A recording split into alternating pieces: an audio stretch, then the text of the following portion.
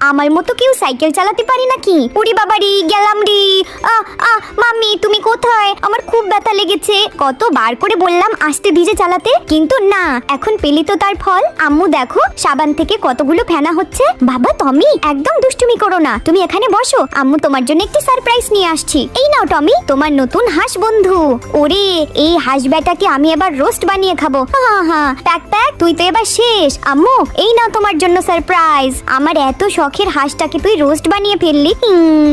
আম্মু আমার জন্য এত কষ্ট পেলো, কিন্তু আমি তো আম্মুকে শুধু সারপ্রাইজ দিতে চেয়েছিলাম। আইডিয়া, এই তো আমার মাথায় একটা বুদ্ধি এসেছে। এবার তো আম্মু নিশ্চিত খুশি হবে। এর জন্য এই রোস্টটাকে এখানে রেখে দে। আয় আয় সিংহ মামা, হাঁস খেয়ে যা, হাঁসের সাথে এই টমির নাচ দেখে যা। চল চল, ওখানে আমাদের জন্য স্পেশাল রোস্টের সাথে নাচের ব্যবস্থা করা আছে। এই তো সেই রোস্ট। ওরে বাবারে, পড়ে গেলাম রে। এই তো আম্মুর জন্য সারপ্রাইজের ব্যবস্থা হয়ে গেছে। এখন এগুলোকে এক এক করে খাঁচায় ভরে দ্রুত বাড়ি নিয়ে যায়। আম্মু এই নাও তোমার জন্য সারপ্রাইজ। লাভ ইউ টমি। এই দেখ জনি, আমাদের ঘুড়ি কত উঁচুতে উঠছে।